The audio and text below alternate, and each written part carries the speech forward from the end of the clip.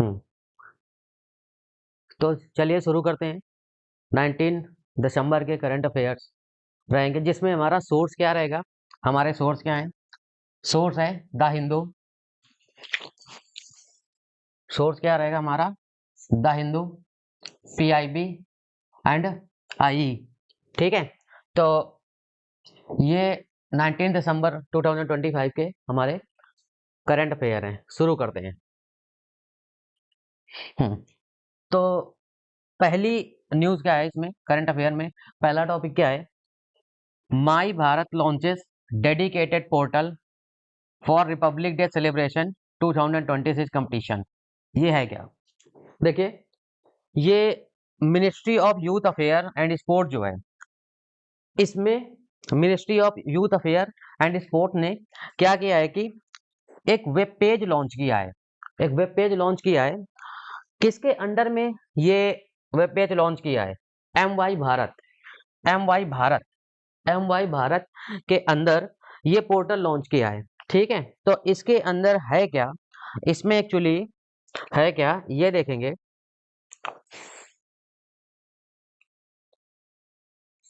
हम्म तो देखेंगे, इसमें यूथ को पार्टिसिपेट कराया जाएगा। यूथ को पार्टिसिपेट कराया जाएगा नेशनल लेवल पे।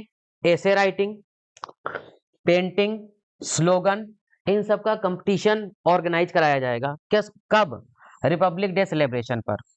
अब जो भी विनर होगा उसको प्राइज भी दिया जाएगा। ठीक है। तो ये बातें याद रखेंगे। अब थोड़ा देख लेते हैं ये एम वाई भारत, इसको फुल फॉर्म देख लेते हैं। एम वाई भारत है क्या? एम वाई मीन्स मेरा युवा भारत। ठीक है। ये क्या है? एक ऑटोनोमस बॉडी है। ये ऑटोनोमस बॉडी है, किसके अंदर है? Ministry of youth affair and sports के अंदर ये ऑटोनोमस बॉडी है। याद रखोगे, ये इंपॉर्टेंट चीज है कि ये ऑटोनोमस बॉडी और किसके अंदर है, किस मिनिस्ट्री के अंदर है। तो ये है ministry of youth affair and sports के अंदर। अच्छा, ये लॉन्च कब की गई थी? इसका डेट भी याद रखना है।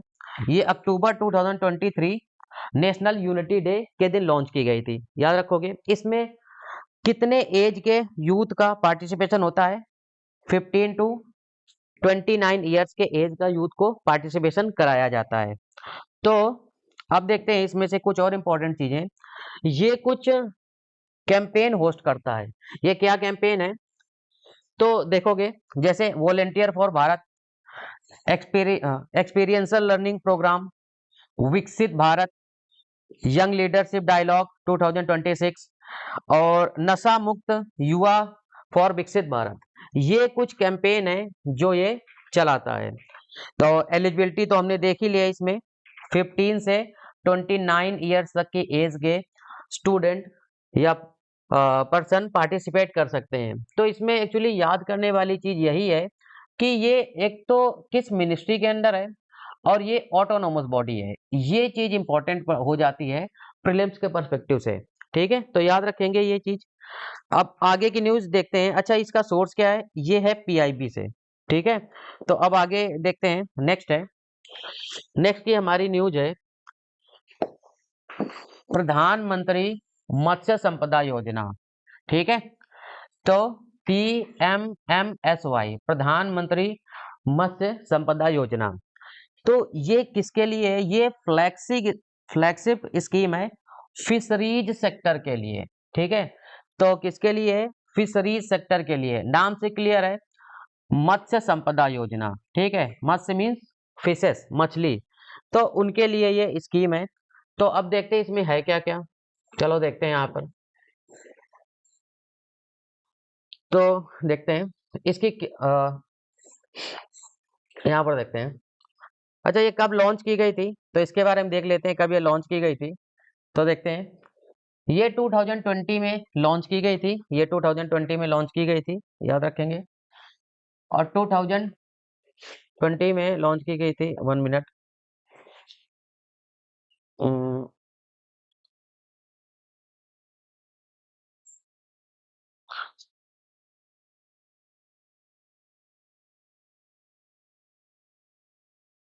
2020 में लॉन्च की गई थी।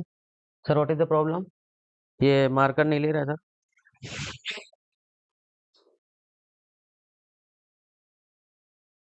तो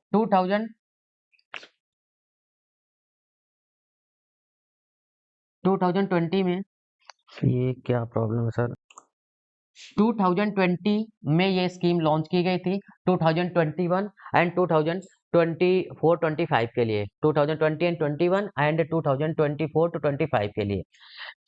इसके कोर पर्पस समझ लेते हैं, क्या है कोर पर्पस इसके। तो सबसे पहले तो इसमें हमें फिश का प्रोडक्शन इनहेंस करना है। कितना करना है? 220 लाख मीट्रिक टन करना है 2024 से 25 तक, ये हमारा इसका टारगेट था। इसमें इन्वेस्टमेंट लेकर आनी है नेक्स्ट 5 ईयर में कितनी, 20,000 करोड़ रुपए हमें इन्वेस्टमेंट लेकर आनी है। उसके बाद है इसमें हमें 3,477 इतने जो है सागर मित्र को ऐड करना। ये सागर मित्र कौन होते हैं? जो कोस्टल एरियाज में जो फिशिंग कम्युनिटी होती है उनको इसमें ऐड करना है इस स्कीम में। उसके बाद है नेक्स्ट टारगेट तो ये भी है कि हमें हमें जो फिशिंग सेक्टर में फार्मर्स लगे हुए हैं, जो फिशिंग कम्युनिटीज लगी हुई हैं, उनमें एम्प्लॉयमेंट जनरेट करना है और उनकी इनकम भी डबल करनी है। तो अब उसके बाद है और भी कुछ चीजें देख लेते हैं। ये जो प्रधानमंत्री मत्स्य संपदा योजना है, ये कितना 55 लैक्स डायरेक्ट या इनडायरेक्ट एम्प्लॉयमेंट जनरेट करेगी नेक्स्ट 5 ईयर में। ठीक है, तो ये चीज याद रखेंगे। ये हमारा प्रधानमंत्री मत्स्य संपदा योजना के बारे में हो गया। ठीक है, देखते हैं और इसमें से कुछ और इसकी की हाइलाइट्स देख लेते हैं। तो यहाँ पर की हाइलाइट्स में देख लेते हैं हम।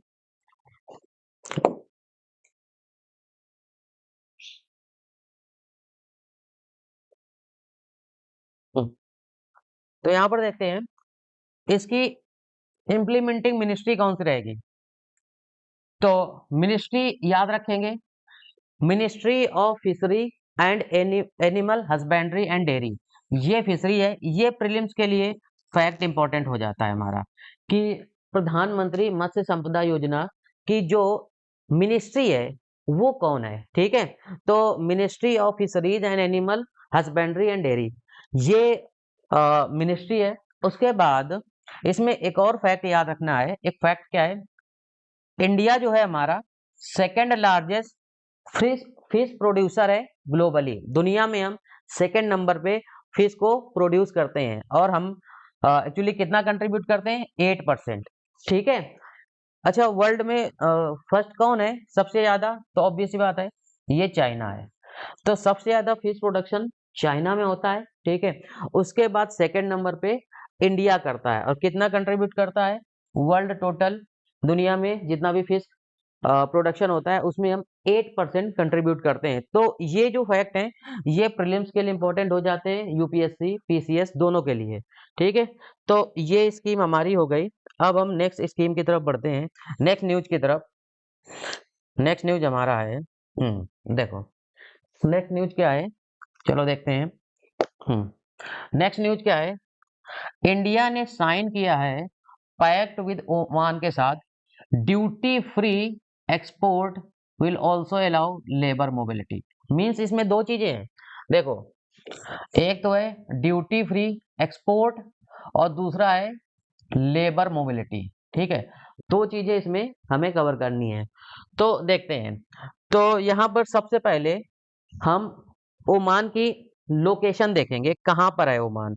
ठीक है, तो देखते हैं ओमान की लोकेशन, सारे लोग देखेंगे। ये है हमारा ओमान। ठीक है, वेस्ट एशिया में आता है ये। अब देखो यहाँ पर, ये बगल में हमारा अरेबियन सी है, ये गल्फ ऑफ ओमान है। ठीक है, ओमान कंट्री के नाम पे गल्फ ऑफ ओमान, और ये पर्सियन गल्फ।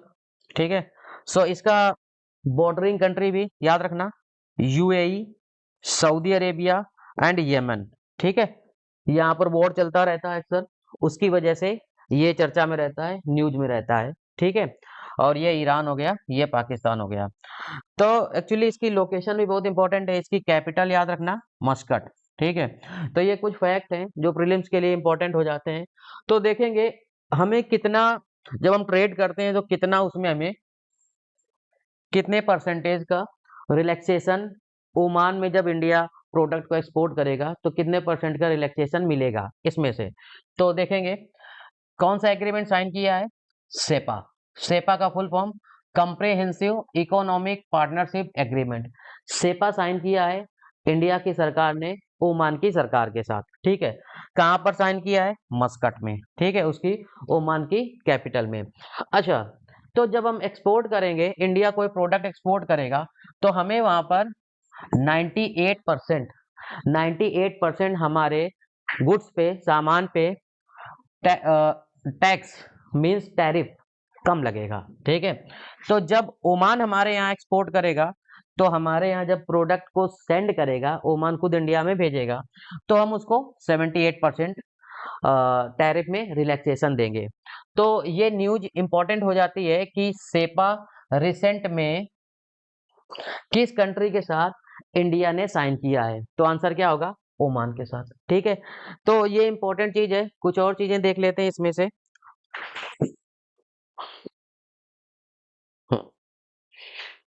यहाँ पर देखते हैं, तो ओमान जो है, Oman first full scale bilateral FTA since 2006 deal with USA.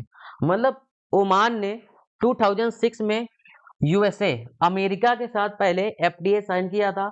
अब दूसरा कंट्री कौन है? इंडिया के साथ साइन किया है, ठीक है। सेकंड कंट्री इंडिया है। इंडिया और इंडिया का ये जो गल्फ कोऑपरेशन काउंसिल, ठीक है, जो गल्फ कंट्री है, गल्फ कोऑपरेशन काउंसिल के मेंबर में से ये इंडिया का सेकंड कंट्री है। इसके पहले भी क्या हम यहाँ पर ऐसा सेपा साइन कर चुके हैं किसी एक कंट्री के साथ? हाँ, वो यूएई के साथ इंडिया ने साइन किया था 2022 में। तो याद रखेंगे ये चीजें कि मतलब ये जो हमारा ओमान है, ठीक है, एक्चुअली ओमान गल्फ कंट्रीज में फर्स्ट नहीं है। ओमान किस में है? ओमान जो है हमारा, ठीक है, ये सेकंड है, ठीक है। ये हमने रिसेंट साइन किया है। और ये फर्स्ट कौन है? फर्स्ट हमारा हमने साइन किया था 2022 में, ठीक है, यूएई के साथ। किसके साथ? यूएई के साथ साइन किया था, ठीक है।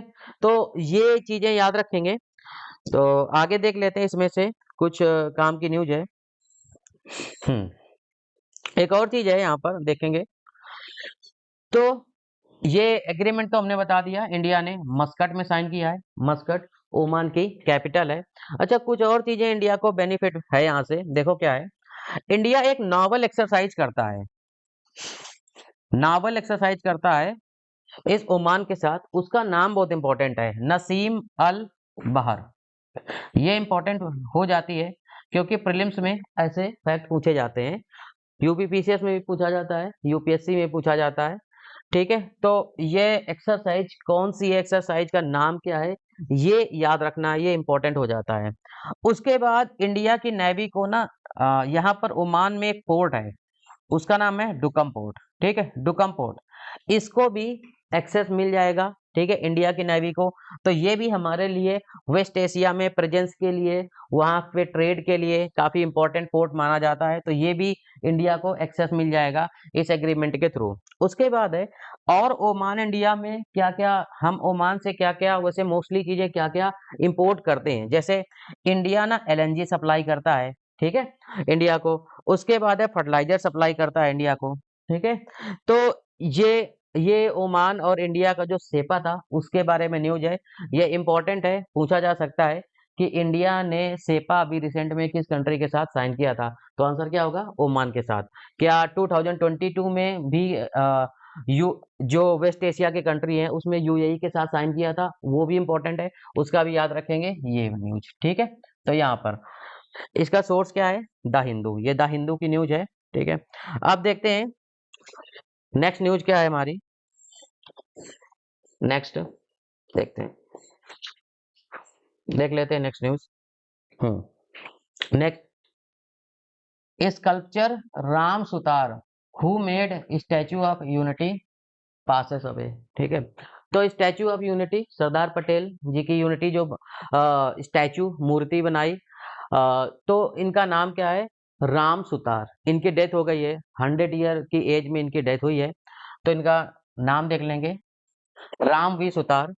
ये स्कल्पचर मतलब स्टैचू, मूर्तियां बनाते थे, और इन्होंने सरदार पटेल जी की जो स्टैचू ऑफ यूनिटी है वो इन्होंने ही बनाई थी, इन्होंने ये डिजाइन की थी। तो ये पर्सन इन न्यूज के नाम पर इंपॉर्टेंट हो जाते हैं, कभी कभी पूछ लिया जाता है कि कौन पर्सन था जिन्होंने सरदार पटेल जी की स्टैचू ऑफ यूनिटी बनाई थी। तो ये हैं, तो राम सुतार जी, याद रखोगे उनकी डेथ हो गई है 100 ईयर की एज में, ठीक है, याद रखेंगे। ये गुजरात में सरदार पटेल जी की स्टैचू ऑफ यूनिटी है, सबको पता है। यहाँ पर आगे देखते हैं इसमें और कुछ काम की चीज जो याद रखने वाली हो। अच्छा, इनका बर्थ कहाँ हुआ था, ठीक है, महाराष्ट्र में हुआ था। ऐसी चीजें बहुत ही कम आती हैं कि इनका बर्थ कहाँ हुआ था, बट सिर्फ इतना ही पूछा जाता है कि ये स्टैचू ऑफ यूनिटी बनाई किसने थी, ठीक है, तो उनका नाम जस्ट इम्पोर्टेंट है।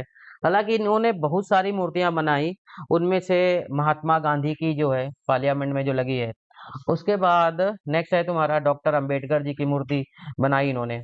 ऐसी बहुत सारी मूर्तियां इन्होंने डिजाइन करी हैं। तो इस वजह से एक और इम्पोर्टेंट चीज है, इन्हें स्टैचू मैन बोला जाता है, ठीक है, स्टैचू मैन, क्योंकि बहुत सारी स्टैचूज इन्होंने बनाई हैं, इस वजह से इनको बोला जाता है स्टैचू मैन, ठीक है। तो याद रखेंगे राम सुतार जी का नाम, इनकी डेथ हो गई है, पर्सन इन न्यूज के नाम पर ये पूछा जा सकता है कि ऐसे पूछा जा सकता है कि स्टैचू मैन ऑफ इंडिया किसे कहा जाता है, तो आंसर होगा राम सुतार जी। उसके बाद ये भी पूछा जा सकता है कि ये स्टैचू ऑफ यूनिटी किसने बनाई, आंसर होगा राम सुतार जी, ठीक है। तो ये कुछ न्यूज है, पर्सन इन न्यूज के नाम पे पूछा जा सकता है, तो याद रखेंगे इसको। आगे देखते हैं।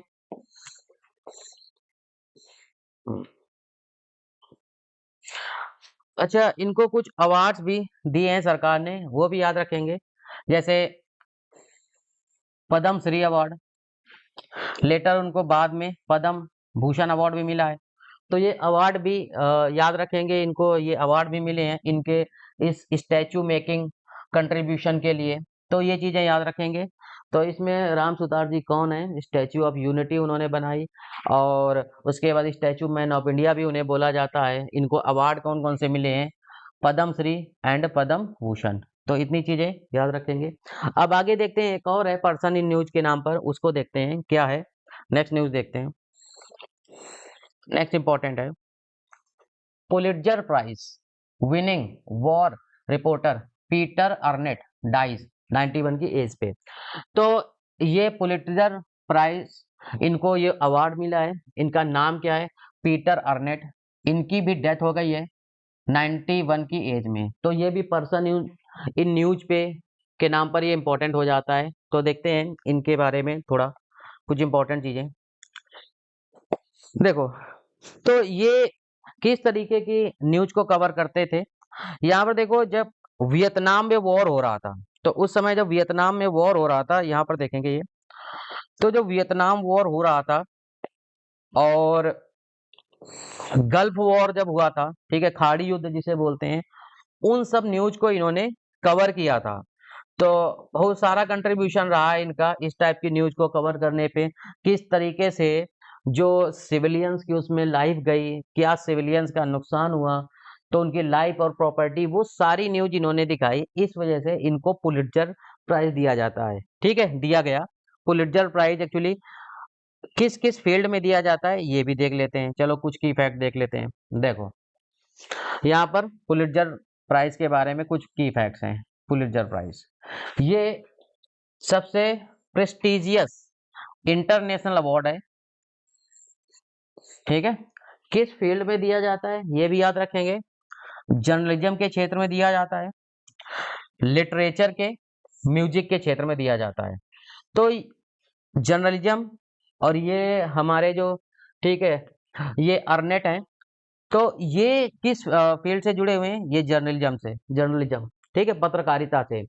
और इन्होंने वॉर क्राइम की न्यूज कवर करी थी, वियतनाम वॉर, खाड़ी युद्ध, गल्फ वॉर जिसे कहते हैं, उस समय ऐसी बहुत सारी न्यूज इन्होंने कवर करी थी। तो देखते हैं आगे इनके बारे में कुछ और। अच्छा, ये अवार्ड एस्टैब्लिश किसने किया था, ये अवार्ड एस्टैब्लिश किया था जोसेफ पुलिट्जर ने, ठीक है, इनका नाम याद रखोगे, जोसेफ पुलिट्जर ने। ये हंगेरियन अमेरिकन न्यूज़पेपर पब्लिशर रहे हैं। अच्छा, ये पुलिट्जर प्राइज किस ईयर एस्टैब्लिश किया था, 1917 में। ये 20 कैटेगरीज में दिया जाता है, तो एक्चुअली अगर इसमें देखा जाए कुछ काम का अगर याद करने लायक, तो यही पूछा जा सकता है कि पुलित्जर प्राइज किस फील्ड से रिलेटेड है। तो ऐसे दे दिया जाएगा जर्नलिज्म, ठीक है, म्यूजिक, लिटरेचर, इस फील्ड से। और अगर पर्सन इन न्यूज के पर पूछा जाएगा तो इनका नाम पूछा जा सकता है, ठीक है। तो ये याद रखेंगे, पुलित्जर प्राइज प्रीवियस ईयर में भी क्वेश्चन पूछा गया है इस पर, तो इस वजह इसको तैयार रखेंगे। इसका सोर्स क्या है? द हिंदू, ठीक है। अब नेक्स्ट हम एक स्पोर्ट्स से रिलेटेड न्यूज देख लेते हैं। देखो, स्पोर्ट्स से रिलेटेड न्यूज क्या है? Ketan clinch 10 metre air pistol national title. तो केतन मलिक, हरियाणा के केतन केतन मलिक जी हैं, ठीक है। ये गर्ल हैं, ये इनको 10 metre air pistol 10 metre air pistol, इस पे इनको अवार्ड मिला है।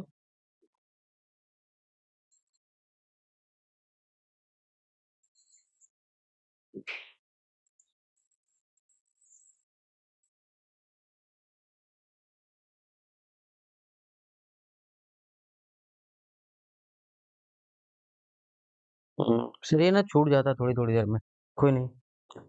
तो इनका नाम याद रखेंगे। 10 मीटर जो फायरिंग रेंज है उस पे इनको अवार्ड मिला है, ये बस याद रखेंगे।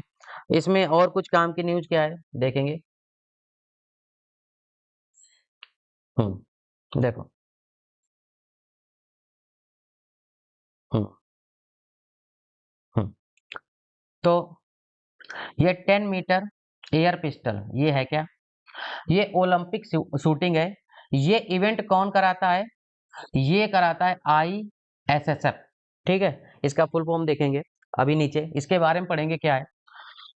इसने जो फायर इन्होंने जो फायर किया है 4.5 मिलीमीटर कैलिबर एयर पिस्टल, ये फायर किया इन्होंने, और टारगेट कितना रहा है इनका?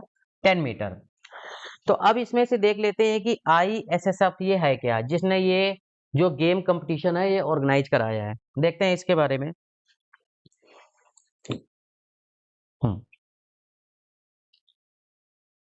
ISSF international shooting sport federation, इसने ये इवेंट ऑर्गेनाइज कराई है, जिसमें केतन मलिक ने 10 मीटर की फायरिंग में प्राइज जीता है। तो ये ISSF कब स्टैब्लिश किया गया था? ये 1907 में स्टैब्लिश किया गया था। एग्जैक्ट डेट है 17 जुलाई 1907 में, ठीक है। उसके बाद कुछ और चीजें देखते हैं इसमें। हम्म इसका हेडक्वार्टर कहाँ पर है? म्यूनिक, जर्मनी का शहर म्यूनिक, ठीक है। ये दो चीजें याद रखेंगे, एक तो केतन मलिक का नाम, उसके बाद ये कब बनाया गया था 1907, और इसका हेडक्वार्टर कहाँ पर है? म्यूनिक, जर्मनी, ठीक है, जर्मनी का शहर। अब उसके बाद पर्सन इन न्यूज पे एक और न्यूज इंपॉर्टेंट है, उसको देख लेते हैं। नेक्स्ट न्यूज है हमारी। अब ये क्या है देखिए, क्या न्यूज में लिखा है? Thousands of fans join tribute to reggae pioneer Jimmy Cliff. तो ये है क्या रिगे? ये एक कैरेबियन कंट्रीज का एक म्यूजिक है। तो ये म्यूजिक, ये सिंगर रहे हैं, तो इस म्यूजिक को ये गाते थे और इनकी डेथ हो गई है, तो इस वजह से ये न्यूज में है। देखते हैं ये इसके बारे में थोड़ा। ये हैं कहाँ के? ये जमैका के हैं, ठीक है, ये जमैका के हैं। इनकी जब डेथ हुई है तो ट्रिब्यूट देने के लिए थाउजेंड्स ऑफ लोग यहाँ पर इकट्ठा हुए हैं। देखते हैं, ये देखिए, इनकी डेथ कब हुई है? 81 ईयर की एज में हुई है जिमी क्लिफ की। ये सिंगर रहे हैं। उसके बाद इन्होंने बहुत सारे क्लासिक सॉन्ग गाए हैं, मैनी रिवर्स टू क्रॉस, ऐसे, ठीक है। Starting in the landmark 1972, the harder they come कम, ठीक है, ये फिल्म में भी इन्होंने गाया है। तो इस तरीके से ये, इसकी वजह से ये इंटरनेशनल लेवल पर फेमस रहे हैं इस सॉन्ग के लिए, मतलब इस तरीके के म्यूजिक के लिए। तो इनका नाम याद रखेंगे। कुछ और देख लेते हैं इनके बारे में। हाँ, देखिए की फैक्ट्स क्या है। जिमी क्लिफ जो है ये लेजेंडरी अमेरिकन रिगे म्यूजिशियन रहे हैं। तो ये म्यूजिशियन भी रहे हैं, सिंगर भी रहे हैं, सॉन्ग राइटर भी रहे हैं एंड एक्टर भी रहे हैं। जमैका के हैं और ये ग्लोबल लेवल पर फेमस हैं इस म्यूजिक के लिए। 1948 में इनका बर्थ हुआ था। बर्थ उतना इम्पोर्टेंट नहीं है, बट ये कहाँ के हैं ये इम्पोर्टेंट है। और ये रिगे क्या है, ये एक कैरेबियन कंट्रीज का म्यूजिक है, ठीक है। तो याद रखेंगे ये जमा। और एक और चीज है, ये इम्पोर्टेंट इस वजह से है, ये थोड़ा यूनेस्को लिंक। एक्चुअली क्या है कि ये जो म्यूजिक है रिगे, इसको ना यूनेस्को ने इनटेंजिबल कल्चरल हेरिटेज की लिस्ट में इसको शामिल कर दिया है 2018 में। तो ये इम्पोर्टेंट है इसमें। ये जिमी क्लिफ है कौन, तो ये रिगे म्यूजिक के लिए फेमस है। कहाँ के हैं, जमैका के हैं।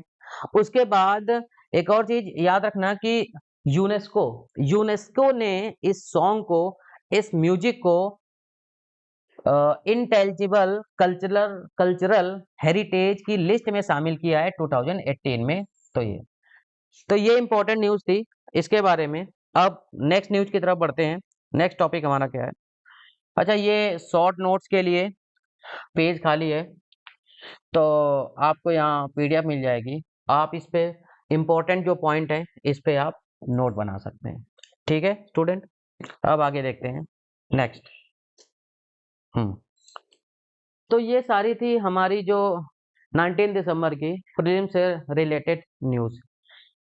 अब हम नेक्स्ट चलते हैं, मेन से रिलेटेड कुछ टॉपिक देख लेते हैं क्या है। तो करंट अफेयर देखते हैं, मेन से रिलेटेड, मेंस से रिलेटेड क्या है 19 दिसंबर की देखते हैं।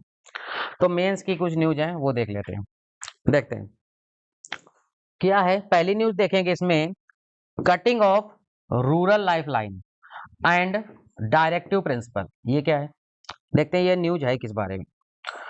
देखो फिर से देखते हैं, cutting of rural lifeline means कुछ रूरल एरियाज में, कुछ रूरल इंडिया में, हमारे रूरल एरियाज में, गांव में कुछ इस न्यूज में ऐसा पता चल रहा है कि कटिंग ऑफ को नुकसान होगा वहां पर। और हमारी जो directive principle of state policy है, जो हमारे कॉन्स्टिट्यूशन के पार्ट 4 में रिटर्न है, लिखी हुई है, उनमें भी कुछ अटैक किया गया है। अटैक मीन्स उनमें भी कुछ चेंजेस, या उनके कह सकते हो कि उनमें भी कुछ कंप्रोमाइज देखने को मिलेगा, उनको भी वीक ये न्यूज कर रही है, ठीक है। किस तरीके से, एक्चुअली क्या है ना कि ये है क्या, एक्चुअली अभी समझ में आ जाएगा तुम्हें सारी बात, ये मैं क्या बता रहा हूँ, क्यों मैं ऐसी बातें कर रहा हूँ। देखो सरकार ने अभी रिसेंट में एक बिल इंट्रोड्यूस किया है, ठीक है। यूनियन गवर्नमेंट ने एक बिल इंट्रोड्यूस किया है। उस बिल का नाम क्या है, ठीक है, समझो। देखो, विकसित भारत, ठीक है। जी राम जी, जी फॉर गारंटी रूरल आजीविका मिशन बिल, ठीक है।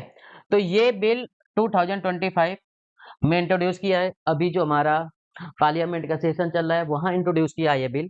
एक्चुअली ये बिल है क्या, क्यों है, ये देखो, ये रिप्लेस कर देगा, किस चीज को रिप्लेस कर देगा, ये जो हमारा एमजी नरेगा है, इसको रिप्लेस करने के लिए ये बिल इंट्रोड्यूस किया गया है।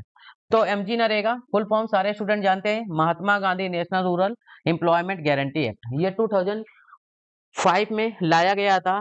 ये गारंटी करता था रूरल एरियाज में 100 डेज के लिए एम्प्लॉयमेंट। अगर रूरल एरियाज में लोग एम्प्लॉयमेंट, जॉब अनस्किल्ड एम्प्लॉयमेंट की डिमांड करते हैं, तो उनको सरकार लगभग साल में 100 डेज का एम्प्लॉयमेंट प्रोवाइड करेगी। और इसमें ये भी प्रोविजन था, अच्छा, और ये गारंटी था एक हिसाब से कि सरकार प्रोवाइड ही करेगी। और अगर प्रोवाइड नहीं कर पाई, लेट्स से कि 15 डेज के अंदर प्रोवाइड नहीं कर पाई कोई भी अनस्किल्ड जॉब, अनस्किल्ड वर्क मतलब जैसे मान लो कि आंगनवाड़ी सेंटर बनवाना है, कोई पॉन्ड बनवाना है, ठीक है, रोड्स की, कच्चा रोड्स है उसकी रिपेयरमेंट करवाना है, पक्का रोड है उसकी रिपेयरमेंट करवाना है ग्राम पंचायत के थ्रू, तो ऐसा काम, अनस्किल्ड काम अगर नहीं दिला पाई 15 डेज के अंदर, तो वो वर्कर को जो भी एम्प्लॉयमेंट चाह रहा है उसको पैसा दे देगी, ठीक है। तो ये बिल था, ये एक हिसाब से गारंटी देता था, मगर अब ये जो नया बिल ये जो कानून था एमजी नरेगा का, ये गारंटी देता था कुल मिला के राइट टू वर्क। हमारा जो डीपीएसपी का आर्टिकल 41 में ये है राइट टू वर्क, उसको ये फुलफिल करता था। हमारे मतलब DPSP directive principle of state policies के जो विजन है उसको ये फुलफिल करता था। अब सरकार ने इसको चेंज किया, ठीक है, चेंज करना चाहती है, कुल मिला के बिल अभी आया है। तो इसमें है क्या, इसमें एक्चुअली नया क्या है, इसमें एक तो ये जो गारंटी वर्ड था कि मतलब गारंटीड 100 डेज का वर्क मिलेगा ही, तो उसमें ये गारंटी जो गारंटी वर्ड हटा दिया गया है। मीन्स ये अब सेंट्रल गवर्नमेंट की विल पर डिपेंड करेगा कि वो मतलब वर्क किन किन स्टेट्स को देना चाहती है, कहाँ पर नहीं देना चाहती है। एक तो ये इसमें है। हालांकि डेज तो बढ़ाए गए हैं, डेज मतलब जैसे एमजी नरेगा में 100 डेज था, अब इसमें 125 डेज रखा गया है, तो डेज तो बढ़ाए गए हैं। मगर इसमें सवाल ये उठता है कि आप पहले 100 डेज का ही नहीं प्रोवाइड कर पा रहे थे, तो आप 125 डेज कैसे आप एम्प्लॉयमेंट दोगे? आप 100 डेज का तो दे लेते पहले, 100 डेज का ही नहीं कहीं कहीं पर दिया गया, तो आप 125 कैसे दोगे? ये भी एक कंसर्न उठता है।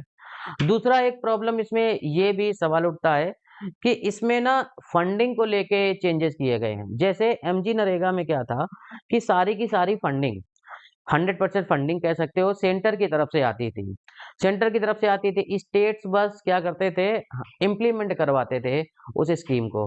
अब इसमें चेंज सरकार क्या करना चाहती, चेंज ये करना चाहती है सरकार कि इसमें कि जो स्टेट्स का भी पार्टिसिपेशन रहेगा फंडिंग प्रोवाइड करने में।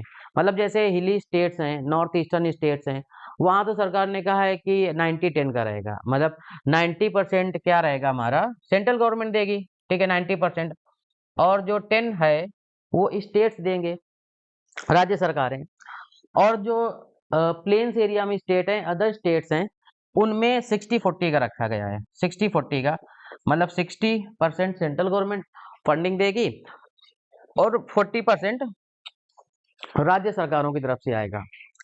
अब यहाँ राज्य सरकारें तो सवाल उठा रही हैं, मोस्टली जो अपोजिशन रूल स्टेट हैं वो कह रहे हैं कि सर वैसे भी हमारे पास फाइनेंस की प्रॉब्लम है, फंड की शॉर्टेज रहती है, और आप हमारे ऊपर एक्स्ट्रा बर्डन डाल दे रहे हो, ठीक है, तो अब हम बर्डन कहाँ से लाए, मतलब ये पैसा कहाँ से लाएंगे, एक्स्ट्रा बर्डन आ गए ना इन पे।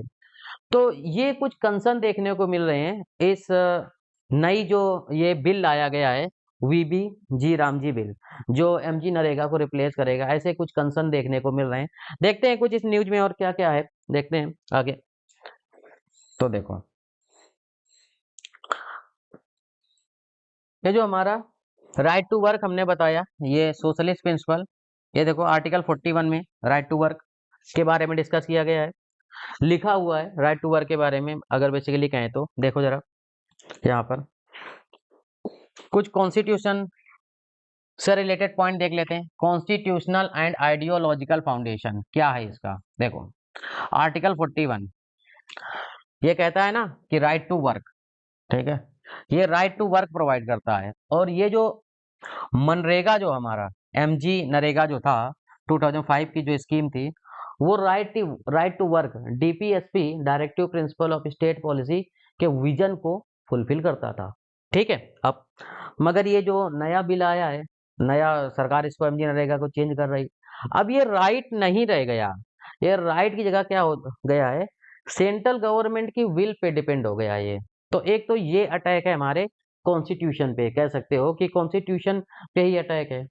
दूसरा हमने अभी बात की है कि फंडिंग को लेके, तो फेडरलिज्म पे भी अटैक है, क्योंकि स्टेट्स के अलग कंसर्न है कि हमारे पास फंड की प्रॉब्लम रहती है और आप हमारे ऊपर एक्स्ट्रा बर्डन लादे दे रहे हो, ठीक है। तो ये कुछ कंसर्न है, अब देखते हैं आगे। तो ये देखो, ये कॉन्स्टिट्यूशनल असेंबली में जब डिबेट हो रही थी कि ये राइट टू वर्क को कहाँ रखा जाए, क्या फंडामेंटल राइट में रखा जाए इसको या डीपीएसपी में, तो डॉक्टर अंबेडकर जी का मानना ये था कि इसको डीपीएसपी में आप रख दिया जाए, ठीक है। अच्छा, ये प्रीलिम्स के लिए इंपॉर्टेंट फैक्ट है हमारा कि डीपीएसपी इकोनॉमिक डेमोक्रेसी को प्रमोट करती हैं। देखो राइट टू वर्क है तो इकोनॉमिक डेमोक्रेसी को तो प्रमोट करेंगे ही ना, ठीक है। तब देखो चलो हम मनरेगा के बारे में कुछ इंपॉर्टेंट फैक्ट और देख लेते हैं क्या है।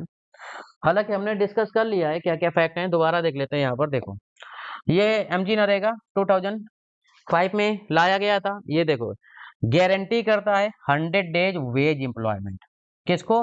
रूरल हाउस होल्ड को, और ये गारंटी है।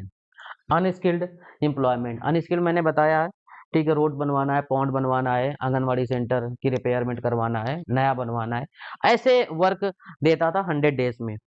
और अगर 15 और लोग डिमांड करेंगे तो जॉब उनको एम्प्लॉयमेंट ये जरूर मिलेगा। अगर सरकार नहीं प्रोवाइड कर पाती है तो मैंने बताया 15 डेज के अगर अंदर नहीं प्रोवाइड कर पाती है तो उनको पैसे देगी सरकार। ठीक है, ये देखो, तो देख लेते हैं ये मनरेगा के कुछ सेलिएंट फीचर, ये मेंस में लिखने के काम आएंगे। अगर ये क्या क्या अगर क्वेश्चन आ गया कि क्या चेंजेस लाए गए हैं इस बिल के थ्रू, तो कुछ हमें मनरेगा के बारे में पता होना चाहिए, कि मनरेगा था क्या, और ये जो नया बिल लाया गया है उसके बारे में कुछ पॉइंट पता होना चाहिए, और उसके बाद दोनों का एक बैलेंस करके कंक्लूजन दे देना होगा, और इस तरीके से हमारा एक आंसर तैयार हो जाएगा। ठीक है, मतलब हमें दोनों के बारे में पता होना चाहिए और एक बैलेंस कंक्लूजन दे देंगे जिसमें हमें ठीक है, न्यू बिल और ये जो ओल्डर हमारी स्कीम है दोनों को हम बैलेंस कर सके एज ए ब्यूरोक्रेट। ठीक है, तो उसे देखते हैं। तो देखो, ये क्या था? ये डिमांड ड्रिवेन था। ठीक है, demand driven right based law, तो डिमांड ड्रिवेन था। मैंने बताया कि जैसे रूरल एरिया में लोग डिमांड करेंगे तो सरकार को एम्प्लॉयमेंट अनस्किल्ड वर्क देना ही होगा। ठीक है, ये देखो कितने दिन का था? मिनिमम 100 डेज का। कैसा work? Unskilled manual work. Unskilled मैंने बताया ही। ठीक है, रोड की मेंटेनेंस, आंगनवाड़ी सेंटर, ये बातें वही दोबारा रिपीट हो रही हैं। आगे और कुछ देखते हैं, नेक्स्ट देखते हैं। शेयर। हम्म और क्या प्रोविजन थे? इक्वल वेजेस थे मेन और वुमेन के लिए, सिंपल सी बात है, वेजेज इक्वल ही मिलेंगे। और उसके बाद ये देखो, ये डिसेंट्रलाइज इंप्लीमेंटेशन था, मतलब डिसेंट्रलाइज, इसमें पार्टिसिपेशन किसका होता था? ग्राम पंचायत का। स्टेट गवर्नमेंट एक ग्राम पंचायत के पार्टिसिपेशन के थ्रू इस स्कीम को इम्प्लीमेंट करवाती थी। उसके बाद क्या है कि ये देखो, फेडरल स्ट्रक्चर में क्या है, 90% के अराउंड फंडिंग जो आती थी वो सेंटर से आती थी, और उसके बाद स्टेट का रोल क्या होता? सिर्फ डिजाइन करना, इम्प्लीमेंट करवाना, यही होता था। ठीक है, तो लगभग 90% फंडिंग पूरी सेंटर से मिल जाती थी, और जो कुछ मतलब ये डिजाइन और इम्प्लीमेंटेशन का ही खर्चा स्टेट्स को लगता था। ऑलमोस्ट सारी फंडिंग कह सकते हो सेंटर ही देता था इसकी। ठीक है, उसके बाद ये ना ग्लोबली दुनिया की सबसे बड़ी स्कीम थी, मतलब रूरल एरियाज में ये एम्प्लॉयमेंट प्रोवाइड करने वाली, तो सबसे बड़ी स्कीम मानी जाती है ये वर्ल्ड लेवल पर। इतनी बड़ी स्कीम तो किसी भी कंट्री में नहीं देखने को मिलेगी। तो ये कुछ मनरेगा से रिलेटेड इंपॉर्टेंट पॉइंट हैं जो मेंस में लिखने के लिए हमें 5 या 6 पॉइंट तैयार कर लेने हैं। उसके बाद अब हम देखेंगे नया जो बिल आ रहा है, जो सरकार नया बिल ला रही, उसमें क्या चेंजेस करना चाहती है सरकार। देखो, की प्रोविजंस ऑफ द विकसित भारत जी राम जी बिल। ठीक है, इसमें क्या सरकार चेंजेस करना चाहती है, और उन चेंजेस की वजह से क्यों कंट्रोवर्सी हो रही है, क्यों अपोजिशन रूल्ड स्टेट इसके अगेंस्ट में है, या अपोजिशन की पार्टियां अगेंस्ट में है। देखते हैं क्या है। देखो, पहले तो यहाँ पर समझे, ये देखो, ये किस क्री प्रोविजन समझते हैं ना। देखो, पहली बात तो ये देखो, ये ये डिमांड ड्रिवन था ना। मैंने बताया कि मनरेगा में आपको अगर रूरल एरियाज में एम्प्लॉयमेंट मांगा जाता है तो आपको एम्प्लॉयमेंट देना ही पड़ेगा। ठीक है, सरकार प्रोवाइड ही करेगी, और नहीं प्रोवाइड कर पाई तो 15 डेज के अंदर नहीं प्रोवाइड कर पाई तो पैसे देगी। ये हमने किया, तो ये डिमांड ड्रिवन थी। ठीक है, ये देखो, उसके बाद मगर ये जो है विकसित भारत जी राम जी, इसमें क्या कर रही है सरकार, इसको एक्चुअली ये सेंट्रल गवर्नमेंट के विल पे डिपेंड हो गया है। Normative finance allocation decided by centre. अब ये सेंटर तय करेगी कि किस स्टेट में मनरेगा का काम स्टार्ट करवाना है। ठीक है, कितनी फंडिंग देनी है, ये सब सेंटर तय करेगा। ठीक है, अब ये जो रूरल एरिया से डिमांड आती थी उस समय ये मतलब इक्वली इसमें फंडिंग दी जाती थी, चाहे वो अपोजिशन रूल्ड स्टेट हो या मतलब जो जहां जो सेंटर में गवर्नमेंट थी उस सरकार के उस पार्टी के थ्रू रूल्ड स्टेट हो। ठीक है, मगर अब इसमें से क्या है, अपोजिशन रूल्ड स्टेट का कंसर्न है कि सरकार हमारे साथ क्या कर सकती है, भेदभाव कर सकती है, फंडिंग नहीं प्रोवाइड करेगी, ऐसा मतलब उनका आरोप है। ठीक है, तो क्योंकि ये सारा का सारा सेंटर ने होल्ड जमा लिया है। अब देखो, एक और इसमें बात है, नो लीगल ऑब्लिगेशन। देखो, कोई लीगल ऑब्लिगेशन नहीं है। पहले तो गारंटी था एमजी नरेगा में कि आपको एम्प्लॉयमेंट प्रोवाइड ही करना पड़ेगा। अब इसमें देखो, कोई लीगल ऑब्लिगेशन नहीं है। भले डिमांड एक्ससीड कर जाए, मान लो कि ज्यादा डिमांड आ रही है कि हाँ हमें ज्यादा यहाँ पर एम्प्लॉयमेंट चाहिए, यहाँ पर 1 लाख लोग, ठीक है, 5 लाख लोग यहाँ पर एम्प्लॉयमेंट की मांग कर रहे हैं, बट सरकार तय करेगी कितने लोगों को एम्प्लॉयमेंट देना है, ठीक है, ये सरकार तय करेगी, ऐसा इस बिल में प्रोविजन है। दूसरी बात है, अब सेंट्रलाइजेशन हो रहा है इस स्कीम का, हर एक चीज पे सेंट्रलाइजेशन होगा। आप प्रोजेक्ट के डिजाइन पे, ऑडिट पे, डिजिटल कंप्लायंस, हर एक चीज पे सेंटर ही अपना इसमें कंट्रोल रखेगी, मतलब स्टेट के रोल को लगभग खत्म ही कर दिया गया है। उसके बाद है, ये एक इंपॉर्टेंट चीज है, देखो, prohibition of the work during the peak agriculture season despite mechanisation. ये क्या है, मतलब समझो कि सरकार ने कहा है कि 60 डेज के अंदर, मान लो 60 डेज के अंदर नहीं, 60 डेज के लिए साल में वर्क को स्टॉप कर दिया जाएगा। और वो कौन से 60 डेज, जब फसल की कटाई होती है या सोइंग होती है, फसल को बोया जा रहा होता है, उस समय 60 डेज के लिए इसमें ये जो मनरेगा का ये जो नया बिल ला रही सरकार, उसमें से उस काम को रोक दिया जाएगा। अब इसमें क्या है कि अपोजिशन सरकार, अपोजिशन रूल जो स्टेट हैं या जो कुछ सोशल साइंटिस्ट हैं, वो कंसर्न रेज कर रहे हैं कि देखो ये सरकार क्यों कर रही है, क्योंकि पंजाब हरियाणा में लेबर की डिमांड होती है, लेबर की डिमांड होती है, मान लो फसल, वहां पर बड़े बड़े भाई किसान हैं, उनके पास बहुत सारे एकड़ जमीन है, तो उनको लेबर चाहिए, तो वो लेबर कहाँ से आते हैं, बिहार से, यूपी से, इन राज्यों से लेबर्स वहां जाते हैं काम करने एग्रीकल्चर में, तो उनको लेबर मिल जाते हैं।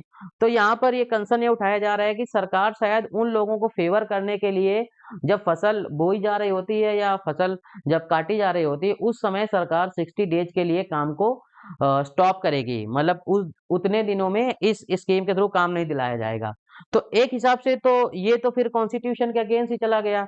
आप क्या कर रहे हो कि उन लोगों को फेवर कर रहे हो, ठीक है, जो बड़े बड़े लैंडलॉर्ड्स हैं या मतलब रिच लोग हैं, रिच फार्मर हैं, उनको आप फेवर कर रहे हो, और वर्कर के बारे में, तो ये जो मजदूर है उनके बारे में सोच ही नहीं रहे हो, ठीक है। एक तो ये कंसर्न देखने को मिल रहा है इसमें से। उसके बाद है, और इसको बहुत ज्यादा टेक्निकल कर दिया गया है। अब ये टेक्निकल देखो, टेक्निकलिटी हर चीज में, मतलब टेक्निकलिटी अच्छी तो होती है, मगर कुछ एरर्स भी आती हैं। अब जैसे क्या है कि बायोमेट्रिक बेस आप राशन डिस्ट्रीब्यूशन कर रहे हो, तो कभी कभी ऐसा होता है कि मान लो कि वहाँ बायोमेट्रिक फेल हो गया, तो ऑफिशियल जो होते हैं वो क्या करते हैं कि वो मतलब अनाज नहीं देते हैं, उनको राशन नहीं मिला, अभी तो उसके पास राशन की इतनी नीड है, अब उसको बायोमेट्रिक फेल हो गया या नेटवर्क नहीं काम कर रहा है रूरल एरियाज में, ट्राइबल एरियाज में, तो उसको तो अनाज नहीं मिला, उसको तो प्रॉब्लम हो गई। तो ये मतलब टेक्नोलॉजी अच्छी है, मगर कभी कभी टेक्नोलॉजी के ना कुछ शॉर्ट कमिंग भी होते हैं, कुछ निगेटिव भी देखने को मिलते हैं,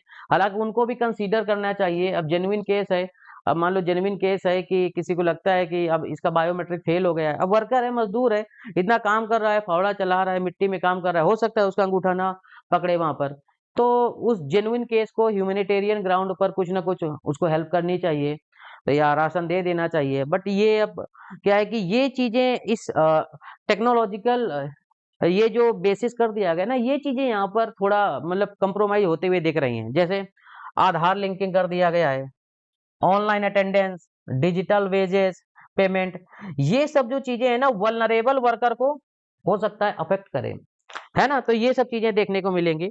अब देखते हैं और इसमें से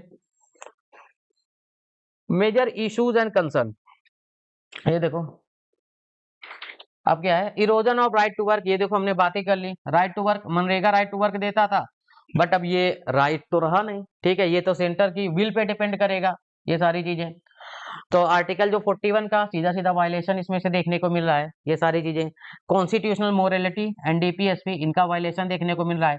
कॉन्स्टिट्यूशन कहता था ना, ठीक है, आर्टिकल 41 राइट टू वर्क, अब इसमें राइट टू वर्क जैसी कोई बात तो रही नहीं, ठीक है। उसके बाद है फेडरलिज्म पे भी असॉल्ट मीन्स अटैक है, ये देखो, क्योंकि फेडरलिज्म पे अटैक कैसे, अब सेंट्रलाइजेशन हो रहा है स्कीम का, स्टेट्स का रोल तो खत्म कर दिया गया, स्टेट का से ही खत्म कर दिया गया, फंडिंग बस देनी उनको, से उनका खत्म कर दिया गया, तो ऑब्वियस सी बात है। तो फिर मान लीजिए फेडरलिज्म को तो वीक करना हो ही गया, देखो, वैसे भी स्टेट्स के पास पैसा वैसे भी बहुत ही कम रहता है, जैसे 41%, ठीक है, यहाँ पर लगभग 40%, 41% ही उनको स्टेट्स को शेयर मिल पाता है। अब उसमें भी कभी-कभी फंड का डिले होता है। केरल का केस देखा होगा, वहाँ पर जो है कि मतलब फंड को लेके प्रॉब्लम हुई, सेंट्रल गवर्नमेंट फंड डिले नहीं कर रही, मतलब रिलीज़ नहीं कर रही थी। ये सब केसेस देखने को मिलते हैं, तो ये चीज़ फेडरलिज़्म पे भी अटैक है। उसके बाद है क्लास एंड सोशल बायस, ये देखो यही चीज़ अभी मैं जिसके बारे में डिस्कस कर रहा था, ये देखो क्या है क्लास एंड सोशल बायस। ये देखो क्लास एंड सोशल बायस। ये जो स्कीम है, ये मैंने बताया था बड़े-बड़े लार्ज लैंड ओनर्स को बेनिफिट करेगी। पंजाब हरियाणा के ऐसा लगता है कि कुछ अपोजिशन रूल स्टेट्स का या सोशल साइंटिस्ट का आरोप है कि उनको फेवर करने के लिए सरकार ने बनाया है। और उसके बाद वर्कर्स का ध्यान ही नहीं रखा है, अनऑर्गेनाइज्ड वर्कर का, वीकर सेक्शन का, इनका लेबर्स का तो ध्यान ही नहीं रखा गया है, ये चीजें ठीक है। उसके बाद अब देखते हैं कि और भी कुछ चीजें एक्चुअली रूरल एरियाज में क्या प्रॉब्लम है उनको देख लेते हैं। देखो agrarian distress and rural poverty. देखो हमारे इंडिया में देखो agrarian distress and rural poverty तो है ही, ये छिपी हुई बात नहीं है। मतलब फसल फेल हो जा रही है या फसल के सही दाम नहीं मिल रहे हैं, किसानों को ये प्रॉब्लम तो है ही। रूरल पॉवर्टी भी देखने को मिल रही है बहुत ज्यादा, ठीक है। प्रोडक्शन भी हमारे यहाँ उतना ज्यादा नहीं हुआ, हालांकि ग्रीन रेवोल्यूशन ने काफी कुछ कंट्रीब्यूशन दिया, बट अभी भी ग्रीन रेवोल्यूशन जो है, जो मतलब ईस्टर्न स्टेट्स हैं, लेट्स से बिहार और एक्चुअली उड़ीसा, झारखंड, इन राज्यों में ग्रीन रेवोल्यूशन का तो फायदा अभी तक देखो पहुंचा नहीं, ठीक है। ग्रीन रेवोल्यूशन 2.0 की बात चल रही है, बट उतना अभी सक्सेस नहीं है क्योंकि वहां उतना इंफ्रा नहीं है। ग्रीन रेवोल्यूशन का एक्चुअली ज्यादा सक्सेस देखने को मिला, जैसा हमने पढ़ा है कि ये पंजाब हरियाणा वेस्टर्न यूपी में, ईस्टर्न स्टेट से थे, ये जो बैकवर्ड स्टेट थे, यहाँ पर ग्रीन रेवोल्यूशन का उतना फायदा हुआ नहीं, तो इस वजह से यहाँ पर एग्रेरियन डिस्ट्रेस है और रूरल रूरल पॉवर्टी है, गरीबी गांव में अभी भी देखने को मिल रही है, ठीक है, क्लियर। और उसके बाद है यहाँ पर देखो कुछ वर्कर्स हैं, ये जो up to 3000 KG of mud per day, इतना ज्यादा मिट्टी उठाते हैं। जब ये लेबर का काम उनसे करवाया जाता है, लेट्स से कहीं रोड की खुदाई आ रही, तो कुल मिला के कितना ज्यादा देखो हार्ड वर्क करने को ये मजबूर है। और कुछ देखते हैं, यहाँ पर देखते हैं इसमें नेक्स्ट पॉइंट। मनरेगा पे जो डिपेंडेंसी है हमारी, वो भी काफी ज्यादा है। और हमारे पास ना अल्टरनेटिव बहुत कम है रूरल एरियाज में। भाई अल्टरनेटिव तो ज्यादा है नहीं है, अगर जो अनस्किल्ड लोग हैं उनको मनरेगा ही एक सहारा था और उसको भी डाइल्यूट करने की कोशिश की जा रही है, तो अब सोचो क्या होगा, ठीक है, रूरल एरियाज में। और जैसे कोरोना के समय ये मनरेगा स्कीम ने बहुत फायदा किया था। एक्चुअली क्या था, जो शहर से जो वर्कर गए थे गाँव में, यहाँ पर जो शहरों में जो मजदूर है वो कोई रेडी लगा रहा है या कोई फैक्ट्री में काम कर रहा है। अब कोरोना के समय तो ये सब बंद हो गई थी। अब बंद हो गई थी तो अब वर्कर गाँव में पहुंचा, अब गाँव में तो उसको कोई काम है नहीं है, ठीक है, क्योंकि वो तो शहर में रह रहा था। तो ये मनरेगा स्कीम के थ्रू उसको पैसे पहुंचाए गए, उसको काम दिलाया गया, उसको मतलब पैसे मिले। तो ये सब चीजें मतलब मनरेगा बहुत फायदेमंद स्कीम थी रूरल एरियाज के लिए, अब उसको देखो डाइल्यूट किया जा रहा है। उसके बाद है यहाँ पर देखो, हालांकि ये चीज तो की गई है कि इसमें से 125 दिन का काम दिया जाएगा, बट कंसर्न ये है कि आप पहले 100 डेज का तो दे नहीं पाते थे। आप 125 दिन का वादा कर रहे हो, आप 100 डेज का तो पूरा कर लेते। ये एक प्रॉब्लम देखने को मिल रही है यहाँ पर, ठीक है। अब देखो और भी कुछ इसमें पॉइंट देख लेते हैं क्या है। देखो implication for cooperative federalism and democracy. Cooperative federalism और डेमोक्रेसी में क्या इंपैक्ट देखने को मिलेंगे, ये देखो कोऑपरेटिव फेडरलिज्म और डेमोक्रेसी में क्या देखने को मिलेंगे, इसके इम्प्लीकेशन क्या इम्पैक्ट पड़ेगा, देखते हैं। पहले तो देखो यहाँ पर फर्स्ट पॉइंट है, इसको देखते हैं। हाँ देखो डिसेंट्रलाइज जो गवर्नमेंट थी, मतलब वो तो वीक हो रही है यहाँ पर। देखो डिसेंट्रलाइजेशन जो था वो वीक हो रहा है यहाँ पर। क्यों वीक हो रहा है, देखो जैसे पंचायती राज जो सिस्टम था हमारा, पंचायती राज जो सिस्टम था वो वीक हो रहा है यहाँ पर, ठीक है। 1 minute, marker is not working.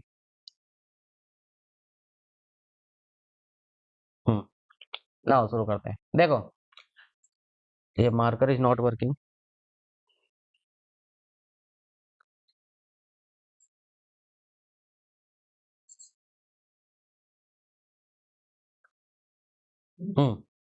चलो देखते हैं। तो यहाँ पर डिसेंट्रलाइज जो गवर्नमेंट है वो वीक हो रही है। अब वीक तो हो ही रही है, क्यों, पंचायत के रोल को कम किया जा रहा है। उसके बाद स्टेट्स के रोल को भी कम किया जा रहा है। बस स्टेट्स को क्या कह दिया गया, आपको फंडिंग प्रोवाइड करनी है, पार्टिसिपेशन है नहीं है बट फंडिंग प्रोवाइड करनी है। तो ये पंचायती राज इंस्टीट्यूशन पे भी अटैक है, एक तो ये पॉइंट है। उसके बाद क्या है, ये जो मनरेगा था ना, मनरेगा के थ्रू जो स्टेट से अब उनको कहीं काम नहीं मिल रहा था, तो मनरेगा एक लास्ट रिजोर्ट था, एक लास्ट सहारा था कि वहां पर कुछ ना कुछ वर्कर को काम मिल जाएगा। अब इसको भी अगर ये मनरेगा को वीक किया जाएगा तो ये भी प्रॉब्लम आ रही है। उसके बाद क्या है, रिस्क इंक्रीज हो रहा है, जैसे अब इन माइग्रेशन बढ़ रहा है। अब माइग्रेशन बढ़ेगा, देखो अगर रूरल एरियाज में एम्प्लॉयमेंट नहीं मिलेगा तो माइग्रेशन तो बढ़ेगा। जो वर्कर को, गांव के लोगों को अनस्किल्ड काम मनरेगा के थ्रू मिल जा रहा था, पैसे भी मिल जा रहे थे, वहां पर वेजेज भी मिल जा रहे थे। अब वहां पर अगर नहीं दिया जाएगा उनको मनरेगा के थ्रू काम नहीं मिलेगा तो फिर क्या होगा, शहरों में माइग्रेट करेंगे और शहरों में प्रॉब्लम और बढ़ेगी।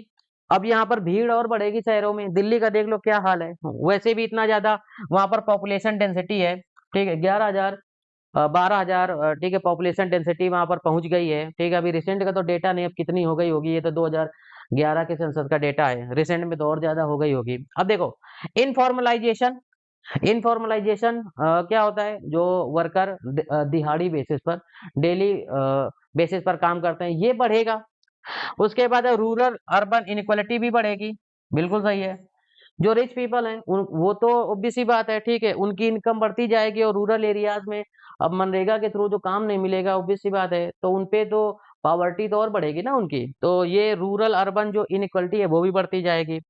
तो अब ये सब बातें हमने डिस्कस कर लिया। देखो मतलब कुल मिला के हमें क्या करना है कि यहाँ पर जो मनरेगा था उससे रिलेटेड कुछ पॉइंट हमारे पास होने चाहिए, और उसके बाद जो नए बिल है उसके कुछ पॉइंट होने चाहिए, और उसके दोनों मतलब ये जो नया बिल लाया गया है उसके इम्प्लीकेशन इम्प्लीकेशन क्या होंगे, तो वही लिख लेना। मतलब डिसेंट्रलाइजेशन, डिसेंट्रलाइजेशन को वीक किया जाएगा, कोऑपरेटिव फेडरलिज्म वीक हो रहा है, ठीक है। और ये जो स्टेट्स का पार्टिसिपेशन तो बढ़ाया, स्टेट्स का पार्टिसिपेशन कम हो रहा है, और उनको फंडिंग प्रोवाइड करनी है बट उनका स्कीम में से नहीं है, वो कमजोर किया जा रहा है, डीपीएसपी पे अटैक देखने को मिल रहा है। तो ये कुछ 4-5 पॉइंट बना लेना, हो जाएंगे। अब देखते हैं कुछ वे फॉरवर्ड में क्या लिखोगे, तो वे फॉरवर्ड में देखते हैं। देखो वे फॉरवर्ड, देखो पहले तो रीस्टोर करो आप लीगल गारंटी। आप ये जो लीगल गारंटी का प्रोविजन था इसमें एमजी नरेगा में, सरकार ने ये जो हटाया है इसको रीस्टोर करे, तो वे फॉरवर्ड तो हम यही लिखेंगे कि इसको रीस्टोर करिए। उसके बाद क्या है, इसको ये जो डिमांड ड्रिवन नेचर था ना स्कीम का, उसको आप कंटिन्यू रखिए, डिमांड ड्रिवन को हटाइए मत, ये हो गया। उसके बाद क्या है कि एलोकेशन भी आप बढ़ाइए, ठीक है, रूरल डिस्ट्रिक्ट, क्योंकि रूरल डिस्ट्रिक्ट देखने को मिल रहा है, गांव में बहुत ज्यादा इनइक्वालिटी है, गांव में पावर्टी है, तो इस वजह से क्या है कि यहाँ पर एलोकेशन भी इंक्रीज कीजिए। उसके बाद क्या है, ये जो वेजेज हैं, जो सैलरी आप दे रहे हो उनको, तनख्वाह दे रहे हो, इन्फ्लेशन के साथ एडजस्ट कीजिए। मीन्स महंगाई बढ़ रही है तो उनकी तनख्वाह तो बढ़ाओ, उनके वेजेज भी तो बढ़ाओ। अगर आप वेजेज नहीं बढ़ाओगे तो फिर भाई क्या उनका होगा, क्योंकि आज ही देखो महंगाई अब कितनी बढ़ गई है, पहले आज के 10 साल पहले देखो और आज कितनी हो गई है। अगर वेजेज आप उतने ही रखोगे तो कैसे वर्कर सर्वाइव सर्वाइव करेगा। उसके बाद देखते हैं डिसेंट्रलाइजेशन को स्ट्रेंथन करो। मीन्स डिसेंट्रलाइजेशन, पंचायत और स्टेट्स का भी से रहना चाहिए इस स्कीम में, ठीक है, ये चीजें करो। उसके बाद है इंक्लूसिव डिजिटाइजेशन करो। मतलब इंक्लूसिव डिजिटाइजेशन, डिजिटाइजेशन तो आप करो बट डिजिटाइजेशन इस टेक्नोलॉजी की वजह से लोग छूट ना जाए बेनिफिट लेने का मतलब जो बेनिफिट उनका हो रहा है, लेट्स से वेजेज इनको मिल रहे हैं, मनरेगा में काम मिल रहा है, अब उनका टेक्नोलॉजी की वजह से उनका जो कार्ड है, जॉब कार्ड, वो ना बने, ठीक है, तो वो भी मतलब अच्छी बात नहीं है। तो डिजिटाइजेशन लोगों को नुकसान ना पहुंचाए, जो हम टेक्नोलॉजी ला रहे हैं लोगों के बेनिफिट के लिए आ रहे हैं, वो निगेटिव ना काम करने लगे, इस चीज को ध्यान रखना है। उसके बाद क्या है, हाँ ये भी चीज की जा सकती है कि जहां पर ज्यादा नीड है, जिस स्टेट्स में जो मोस्ट बैकवर्ड एरिया है, ठीक है, क्लाइमेट वल्नरेबल, जैसे बिहार वगैरह में वहां फ्लड आ जाता है, बाढ़ आ जाती है, असम में, वहां पर आप 125 दिन ही क्यों रख रहे हो, आप 150 दिन भी कर सकते हो, ठीक है, 140 दिन भी कर सकते हो, वहां और डेज बढ़ा सकते हो। तो मतलब एरिया वाइज भी आप अप्रोच ले सकते हो कि जिस स्टेट में ज्यादा नीड है वहां आप ज्यादा दिन एम्प्लॉयमेंट प्रोवाइड करो। हाँ, और गारंटी तो रखो ही, आप गारंटी ही देना है, ठीक है। उसके बाद है मनरेगा को, जैसे मनरेगा क्या है ना, क्लाइमेट रिजिलियंट मॉडल पे बेस्ड था, मतलब क्लाइमेट रिजिलियंट एसेट क्रिएट किया कराए जाते थे, जैसे वाटर कंजर्वेशन, ठीक है। अब जैसे अब मान लो राजस्थान एरिया में पानी की शॉर्टेज रहती है, साउथ इंडिया में देखने को मिलता है, तमिलनाडु में, ठीक है। तो वहां पर वाटर कंजर्वेशन का आप काम को ज्यादा फोकस करो, क्योंकि ग्राउंड वाटर ही नहीं रहेगा तो फिर कैसे आप एग्रीकल्चर या ह्यूमन लाइफ सर्वाइव करेगी। तो ये वाटर कंजर्वेशन का काम करवाओ। लाइवलीहुड डाइवर्सिफिकेशन करवाओ। लाइवलीहुड डाइवर्सिफिकेशन मीन्स आप ना उनको डिफरेंट डिफरेंट टाइप के एम्प्लॉयमेंट प्रोवाइड करवाओ, ठीक है, ताकि उनको अदर सोर्सेज ऑफ इनकम हो सके। तो ये कुछ हमारा ये इस जो नया बिल आया है वीबी जी राम जी, उससे रिलेटेड कुछ पॉइंट हो गए। तो इसको पढ़ लेंगे और इसके इंपॉर्टेंट पॉइंट एक्सट्रैक्ट कर लेंगे, निकाल लेंगे अपने मेंस के एग्जाम के लिए, ठीक है। चलो अब ये हो गया हमारा, ठीक है। काफी लंबा डिस्कशन हो गया इस पे। अब नेक्स्ट न्यूज देखते हैं, नेक्स्ट इंपॉर्टेंट टॉपिक क्या है इसमें से। नेक्स्ट देखो, हाँ, नेक्स्ट है हमारा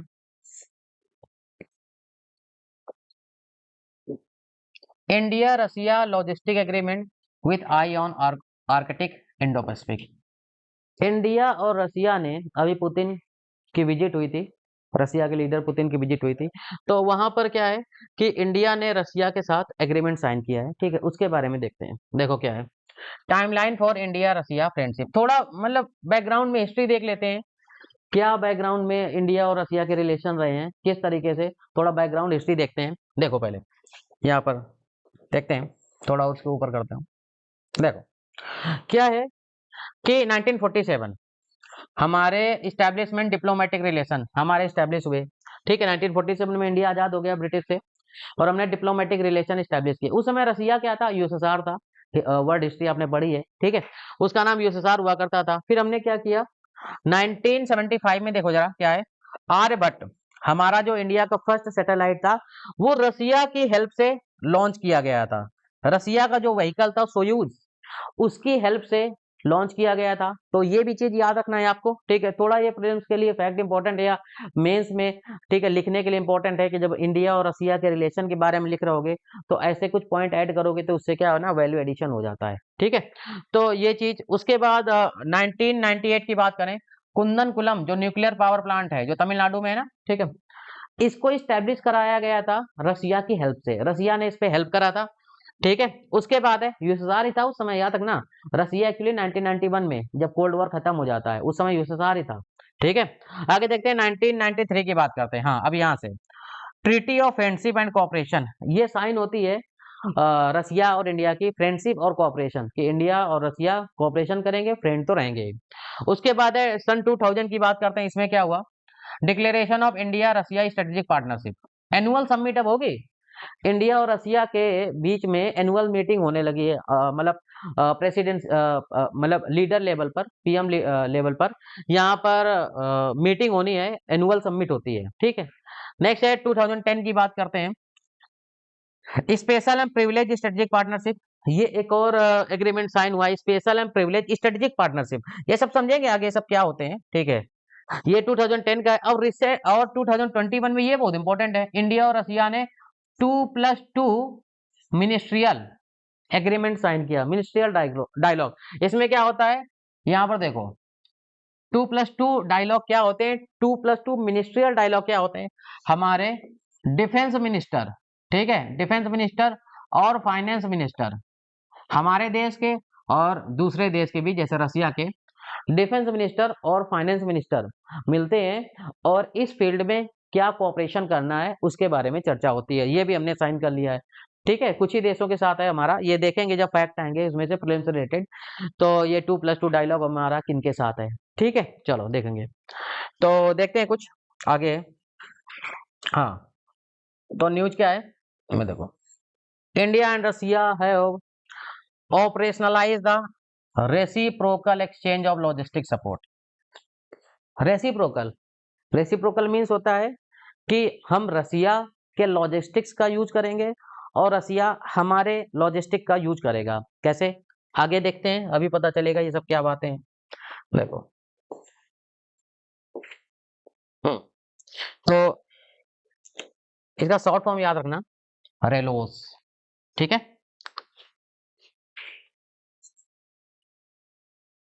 हम्म, रेलोस, ये एग्रीमेंट है, ठीक है। तो ये कब साइन किया गया था? प्रेसिडेंट व्लादिमीर पुतिन आए थे, ठीक है, जब दिल्ली, तो उनकी विजिट पर ये साइन किया गया है। और इसमें क्या होगा, इसमें इंडिया को क्या बेनिफिट मिलेगा? देखो, इंडिया के जो इंटरेस्ट हैं, इंडिया के जो इंटरेस्ट हित हैं, आर्कटिक रीजन पे इंडिया अपनी प्रेजेंस बनाना चाहता है, ठीक है।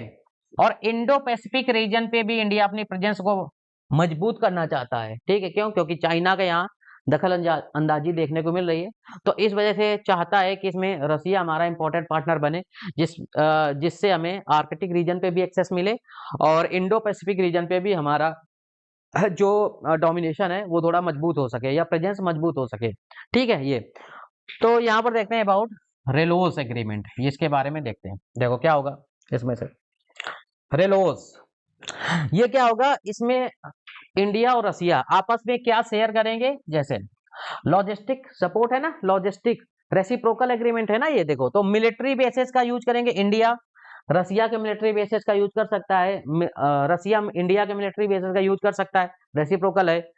उनके पोर्ट्स का हम यूज कर सकते हैं, वो भी कर सकते हैं। लॉजिस्टिक फैसिलिटीज इसका यूज वो करते हैं, मतलब रसिया भी कर सकता है, हम भी कर सकते हैं। तो किसके लिए? जैसे रिफ्यूलिंग करना है हमारे प्लेन्स को, रिपेयर करवाना है, मेंटेनेंस करना है, इन सब के लिए हम मतलब रेसिप्रोकली रसिया और इंडिया यूज कर सकते हैं, ठीक है। उसके बाद क्या है, और भी कुछ चीजें हैं यहाँ पर, देखो इसमें से क्या है। Hmm covers employment deployments of troop ships aircraft, तो हम यहाँ पर अपनी ट्रूप्स, मिलिट्री शिप्स, एयरक्राफ्ट, ये भी सब डिप्लॉय करवा सकते हैं। ज्वाइंट मिलिट्री एक्सरसाइज तो होती है, ट्रेनिंग, ह्यूमैनिटेरियन असिस्टेंस, ठीक है। ह्यूमैनिटेरियन असिस्टेंस मींस कहीं फ्लड आ गया, डिजास्टर आ गया, ये सब जब ऑपरेशन चलाते हैं, इसमें भी इंडिया और रसिया कोऑपरेट कर सकते हैं, ठीक है। और देखो जरा क्या है, हाँ, तो ये मतलब इसके लिए हमारी म्यूचुअल कंसेंट हो गई है, सिंपल सी बात है। उसके बाद रसिया ने इसे रेटिफाई भी कर दिया है, ठीक है। इंडिया ने भी और रसिया ने इसे रेटिफाई कर दिया है, रसिया की पार्लियामेंट ने, कि मतलब ये जो रेलोस एग्रीमेंट है ये साइन हो गया है। अब देखो, ये जो एग्रीमेंट हमने रेलोस साइन किया है, तो इसकी सिग्निफिकेंस क्या है, मतलब इंडिया के लिए क्यों ये इंडिया के लिए महत्वपूर्ण है, समझते हैं। देखो, समझो जरा क्या है ये। देखो, स्ट्रेटेजिक सिग्निफिकेंस फॉर इंडिया, देखो जरा क्या है। Russia naval and air bases from Vladivostok to, ठीक है, मर्समैंक्स, ठीक है। तो ये इंडिया को एक्सेस मिल जाएगा रसिया के जो एयर बेस हैं, व्लादिवोस्टोक से लेके पैसिफिक से लेके आर्कटिक तक, मतलब कुल मिला के रसिया के जितने भी एयर बेसेस हैं, ठीक, वो इंडिया को एक्सेस मिल जाएगा। वहां पर इंडिया जा सकता है, रिफ्यूलिंग कर सकता है, और वहां पर अगर कुछ भी मतलब मिलिट्री ऑपरेशन चल रहे हैं इंडिया के, तो उसमें भी उन बेसेस का यूज कर सकता है, ये चीज भी है। उसके बाद क्या है, हमारी operational reach of Indian air force और नेवी, इंडियन एयरफोर्स और नेवी की जो ऑपरेशनल रीच है वो भी हमारी बढ़ जाएगी, ऑब्वियस सी बात है, ठीक है। हम जब रसिया के एयर बेसेस का यूज कर सकते हैं, पोर्ट्स का यूज कर सकते हैं, तो हमारी रीच तो बढ़ी जाएगी ना, ऑब्वियस सी बात है। आर्कटिक रीजन में भी हमारी प्रेजेंस मजबूत हो जाएगी, ठीक है। उसके बाद है मल्टी अलाइन स्ट्रेटजी, ठीक है, बिल्कुल सही है। हम रसिया के साथ रेलो साइन कर चुके हैं, ठीक है। उसके बाद हम अदर कंट्रीज के साथ भी ऐसे ही मतलब बैलेंस कर सकते हैं, जैसे हमारा यूएस के साथ और क्वाड के साथ, इनमें हमारा क्या क्या होगा ना, इसमें हमें डोमिनेट नहीं कर सकता। जैसे यूएसए क्वाड में हमारा पार्टनर है ना, तो वो डोमिनेट नहीं कर सकता। क्यों? क्योंकि हम इसको बैलेंस कर सकते हैं, क्योंकि हमने रसिया के साथ भी तो एग्रीमेंट कर रखा है ना, ठीक है, रेलोस। तो इस तरीके से इंडिया, इससे और इंडिया को क्या फायदा होगा, इंडिया ना नेट सिक्योरिटी प्रोवाइडर बन जाएगा, ठीक है। इंडियन ओशन रीजन में है, जो छोटे छोटे कंट्री है ना, अभी वो चाइना के इन्फ्लुएंस में आ जाते हैं कि चाइना इतना पावरफुल है इंडियन ओशन में। चाइना जो अपने प्रेजेंस को मजबूत करना चाहता है, बढ़ाना चाहता है। तो इससे हमने जब रसिया से ये एग्रीमेंट किया है, तो इससे क्या होगा, हमारा जो इंडियन ओशन पे पकड़ है वो और मजबूत होगी। जो छोटे छोटे कंट्री हैं, जैसे मालदीव वगैरह, जो आइलैंडिक कंट्री हैं या इंडियन ओशन पे बसे हुए कंट्रीज हैं, जो भी हैं, तो उनको हमारे इंडिया पे ट्रस्ट होगा, और वो इंडिया उनका एक तरीके से नेट सिक्योरिटी प्रोवाइडर बन जाएगा। उनको भी मतलब थ्रेट नहीं रहेगी, ठीक है, चाइना वगैरह से। कुछ लोगों को कंसर्न है चाइना वगैरह से, कुछ कंट्रीज के, तो वो कंसर्न भी हम इनके दूर कर सकते हैं। ठीक है। अब देखो इंडिया की इस एग्रीमेंट से एक और फायदा होगा। इंडिया की जो आर्कटिक रीजन पे एस्पायरेशंस हैं, ठीक है, आर्कटिक रीजन पे भी इंडिया अपनी प्रेजेंस को मजबूत करना चाहता है, वो भी फायदा मिलेगा इससे। देखो समझते हैं कैसे। देखो हम्म देखो आर्कटिक एस्पायरेशंस, ये देखो क्या है। जैसे क्या है कि अब देखो क्लाइमेट चेंज हो रहा है। अब क्लाइमेट चेंज हो रहा है तो रसिया के जो आर्कटिक रीजन पे मतलब बर्फ जमा रहती थी पूरे साल। अब क्या है ना कि वहां की जो बर्फ है ना थोड़ा थोड़ा मेल्ट हो रही है, तो वहां पर पानी देखने को मिल रहा है। मतलब कुल मिला के जो साल के ज्यादातर समय वहां बर्फ जमी रहती थी, शिप नहीं चल पाते थे। क्लाइमेट चेंज होने की वजह से वो रूट ओपन हो रहे हैं, वो रूट ओपन हो रहे हैं तो ऑब्वियस सी बात है शिप का मूवमेंट हो सकता है। तो यहाँ पर क्या है देखो, क्लाइमेट चेंज ने ओपन कर दिया है न्यू कॉमर्शियल शिपिंग रूट। कहाँ पर? आर्कटिक रीजन में। क्लाइमेट चेंज तो पता ही है सबको। अब इससे क्या होगा, इंडिया वहां पर देखो एक और चीज है, एनर्जी रिसोर्सेज भी हैं आर्कटिक रीजन में, उनको भी एक्सेस हम एक्सट्रैक्ट कर सकते हैं, ठीक है, रसिया से मतलब बाई कर सकते हैं। हमारी कंपनियां वहां पार्टिसिपेट कर सकती हैं, ऑक्शनिंग करवा सकती हैं, वहां पर मतलब वहां पर अपना ऑपरेशन शुरू कर सकती हैं।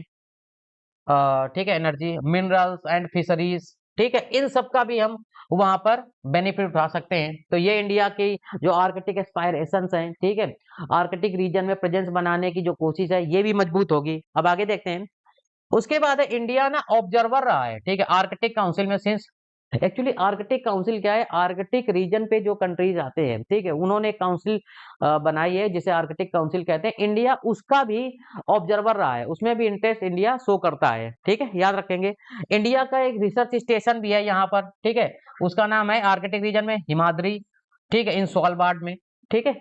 स्वालबार्ड में याद रखना एक और चीज है, सीड की मतलब एक वॉल्ट बना हुआ है जहां पर दुनिया के सारे सीड्स रखे गए हैं, ठीक है। तो ये भी वहां पर हमारा रिसर्च स्टेशन भी है आर्कटिक रीजन पे, हिमाद्री, याद रखोगे, ठीक है। उसके बाद है रेलोज से क्या है हमारा लॉजिस्टिक एक्सेस तो रहेगा ही, ठीक है, साइंटिफिक, स्ट्रेटेजिक, मैरीटाइम सिक्योरिटी, ये सब फायदे तो होंगे ही। उसके बाद इंडिया सपोर्ट करेगा आर्कटिक पॉलिसी 2022, ठीक है, जिसमें साइंस, इन्वायरमेंट, इकोनॉमिक, इन सब में हम रिसर्च प्रमोट कर सकते हैं, कनेक्टिविटी हम बढ़ा सकते हैं अपनी, ठीक है, इन सब रीजन में हमें फायदा मिलेगा इन सब चीजों में। अब आगे देखते हैं क्या है। तो ये कुछ इंडिया के जो इम्पोर्टेंट मतलब एस्पायरेशन है आर्कटिक रीजन में प्रेजेंस क्यों इंडिया चाहता है, उससे रिलेटेड कुछ पॉइंट है, ये मेंस में लिखने के काम आएंगे, याद रखना है यहाँ पर, ठीक है। तो आगे देखते हैं इसमें और इस न्यूज में क्या है। देखो नेक्स्ट है, देखो यहाँ पर Indo Pacific and maritime dimension. ये अब ये क्या है देखो, यहाँ पे देखो रसिया, ठीक है, सपोर्ट करता है इंडिया का पैसिफिक विजन, ठीक है, इंडो पैसिफिक विजन, सॉरी। तो देखो इंडिया, देखो इंडो पैसिफिक रीजन में चाइना की प्रेजेंस बढ़ रही है, और चाइना की प्रेजेंस इंडिया एक थ्रेट के तरीके देखता है, क्योंकि चाइना के का जो नेचर है ना वो थोड़ा मतलब ये डोमिनेटिंग है। अब वो दूसरे को नुकसान पहुंचाने से पीछे नहीं हटता है। तो इंडिया चाहता है कि इंडो पैसिफिक रीजन पे चाइना की प्रेजेंस कम हो और इंडिया की प्रेजेंस मजबूत हो, तो इसमें भी इंडिया को फायदा मिलेगा, ठीक है। उसके बाद देखो, हाँ, हमने देख ही लिया, ठीक है, इंडिया ठीक है, सी लेन सिक्योरिटी। अब सी लेन सिक्योरिटी भी यहाँ पर मजबूत हो सकती है। पायरेसी वगैरह होती है ना इंडियन ओशन में, पायरेसी के भी केस देखने को मिलते हैं, उनमें भी इंडिया को फायदा मिलेगा इससे। उसके बाद क्या है, नावल ऑपरेशन चलाना है, ठीक है, वो तो फायदा होगा ही। उसके बाद क्या है नेक्स्ट, यहाँ पर देखो बायलेटरल एंड मल्टीलेटरल एक्सरसाइज भी कर सकता है। बायलेटरल एक्सरसाइज दो कंट्री के साथ, मल्टीलेटरल, ठीक है, दो से ज्यादा कंट्री जब मिलकर एक्सरसाइज करती हैं तो उसे मल्टीलेटरल कहते हैं, जैसे मालाबार एक्सरसाइज, ठीक है, समझ गए ना। इंडिया हो गया, उसमें ऑस्ट्रेलिया हो गया, जापान हो गया, यूएसए हो गया, ठीक है, ऐसे ये मल्टीलेटरल एक्सरसाइज है, ठीक है। तो ये भी मतलब ठीक है, इंडिया को बेनिफिट मिलेगा इससे। उसके बाद क्या ऐसे ही एग्रीमेंट इंडिया ने और किसी कंट्री के साथ पहले साइन किए हैं? हाँ, यूएसए के साथ किए हैं, तो वो भी याद रखना, ठीक है, कि ये अभी रसिया के साथ तो हमने रेलोस देख लिया, क्या इस तरीके के जो रेसिप्रोकल मिलिट्री जो लॉजिस्टिक जो एग्रीमेंट हैं वो किसके साथ साइन किए हैं, देखते हैं। देखो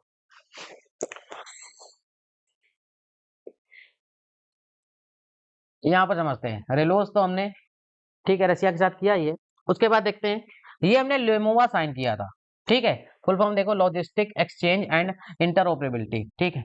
तो ये भी लॉजिस्टिक्स को मतलब शेयर करने के लिए हमने अमेरिका के साथ लेमोवा साइन किया था, ठीक है। कोमकाशा कम्युनिकेशन, ठीक है, के जो टूल्स हैं उनको शेयर करने के लिए, जो कम्युनिकेशन नेटवर्क है उनको शेयर करने के लिए हमने कोमकाशा साइन किया था, ये 2018 का है। बेका साइन किया है, ठीक है, ये इसमें इंटेलिजेंस शेयरिंग करेंगे, ये बेका साइन किया हमने यूएसए के साथ। तो ये 3 तो हमने यूएसए के साथ साइन किए हैं, ये इंपॉर्टेंट है, ठीक है, याद रखोगे, ये प्रीलिम्स और मेंस के लिए भी ये फैक्ट इंपॉर्टेंट है कि ये वैल्यू एडिशन में मतलब जब अगर रसिया और इंडिया का क्वेश्चन आएगा तो हम लिख सकते हैं कि अदर कंट्रीज के साथ हमने क्या ऐसे एग्रीमेंट किए हैं, तो ये 2-3 पॉइंट लिख सकते हो यहाँ पे, ठीक है। उसके बाद है, हाँ, उसके बाद नेक्स्ट आगे देखते हैं कुछ बातें। हाँ, यहाँ पर देखो, हाँ, अच्छा, यहाँ पर क्या है ना, अच्छा, यूएस और इंडिया के यूएस इंडिया जो एग्रीमेंट यूएसए के साथ करता है ना और रसिया के साथ करता है, यूएसए और इंडिया में एक डिफरेंस, यूएसए और रसिया में एक डिफरेंस है। एक्चुअली क्या है ना कि रसिया जो भी है ना, ठीक है, हमारे साथ ना बिल्कुल ओपन रहता है, टेक्नोलॉजी वगैरह सब कुछ शेयर कर देता है, बट यूएसए ऐसा ओपन नहीं रहता है, वो बहुत सारी रिस्ट्रिक्शन लगा के रखता है। तो इस वजह से हमारा रेलोस में ये फायदा रहेगा कि हमारे रसिया के साथ सारी की सारी जो चीजें हैं वो रसिया हमारे साथ शेयर करेगा, ठीक है, ये एक एडवांटेज है रेलोस का। उसके बाद देखते हैं और कुछ पॉइंट है क्या। हाँ, जियोपॉलिटिकल इम्प्लीकेशन क्या देखने को मिलेंगे, देखो, इंडिया रसिया डिफेंस पार्टनरशिप तो मजबूत ही होगी, obvious सी बात है।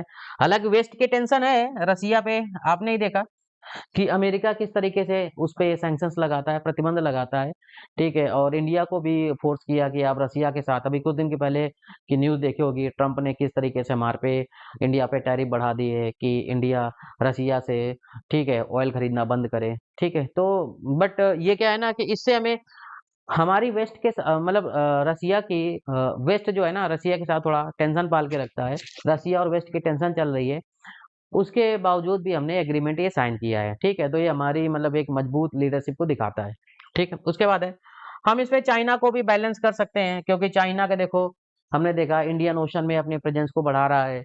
उसके बाद है यूरेशिया रीजन में, आर्कटिक रीजन में भी चाइना तो हर जगह अपनी प्रेजेंस को बढ़ाना चाहता है, ठीक है। तो इस एग्रीमेंट के साथ हम भी अपनी प्रेजेंस को मजबूत कर सकते हैं, ये फायदा रहेगा। आगे देखते हैं कुछ, ये जियो पोलिटिकल इम्प्लीकेशन है, आगे देखते हैं नेक्स्ट।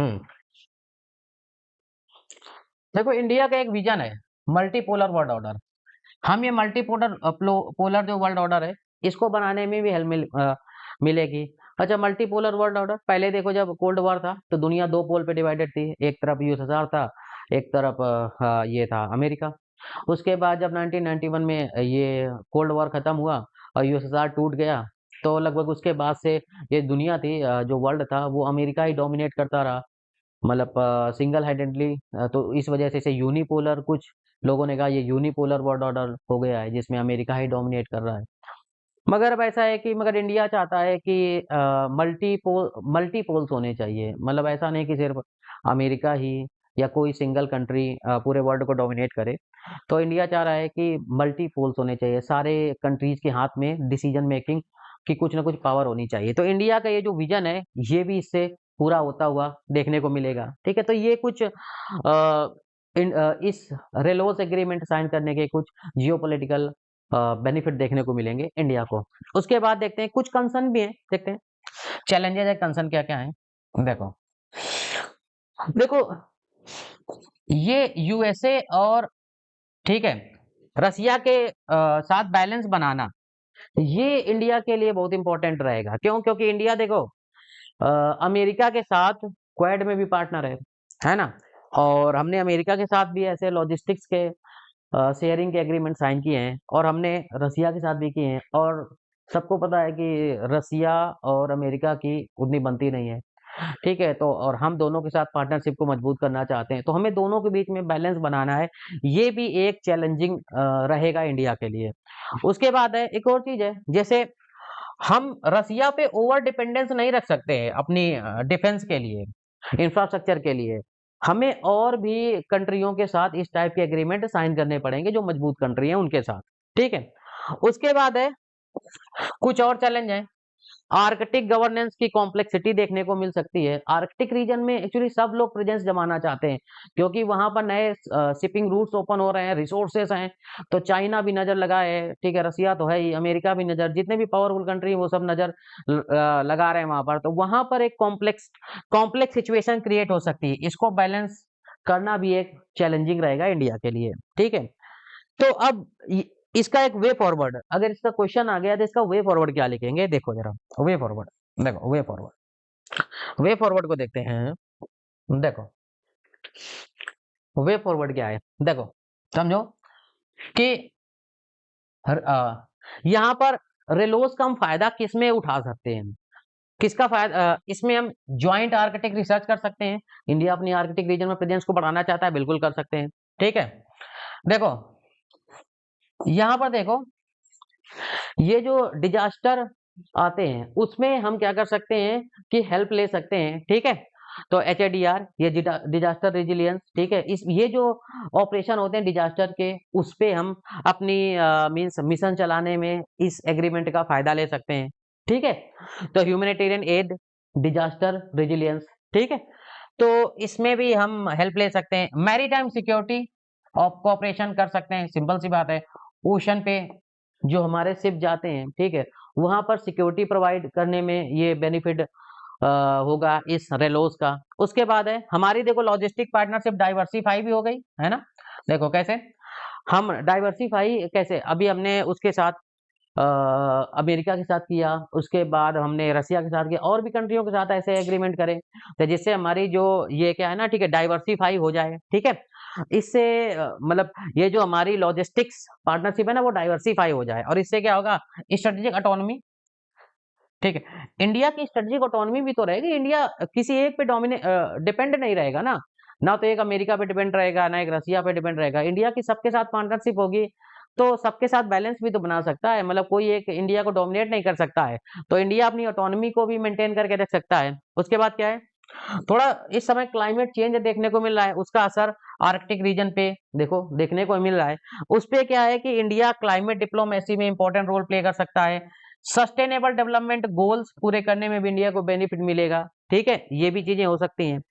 उसके बाद है इंडिया का जो इंडिजीनस डिफेंस है वो भी मजबूत होगा, ठीक है। तो ये कुछ वे फॉरवर्ड में हम लिख सकते हैं कि इंडिया को अपना इंडिजीनस डिफेंस मजबूत करना चाहिए, ताकि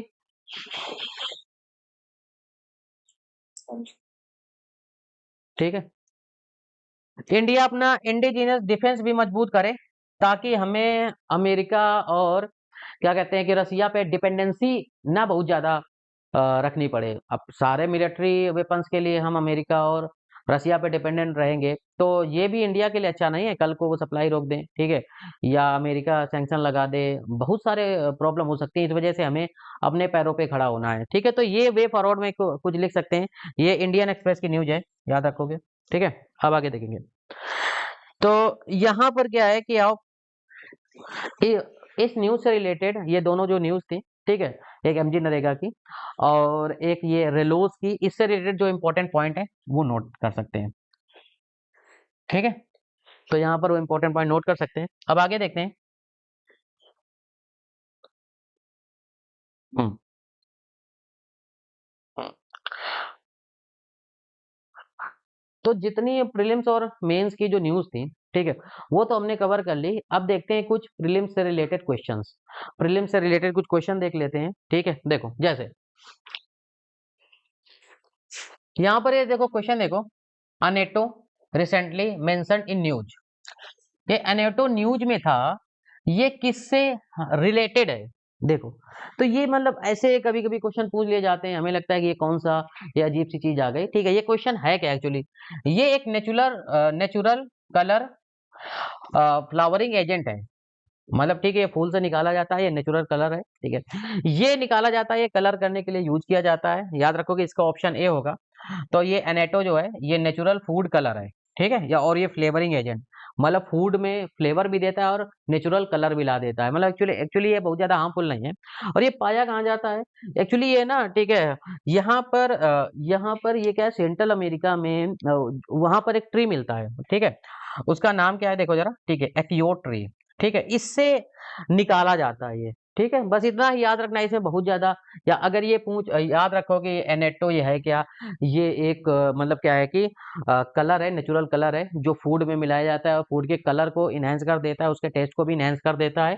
बस इतना याद है, फ्लेवर को इनहेंस कर देता है।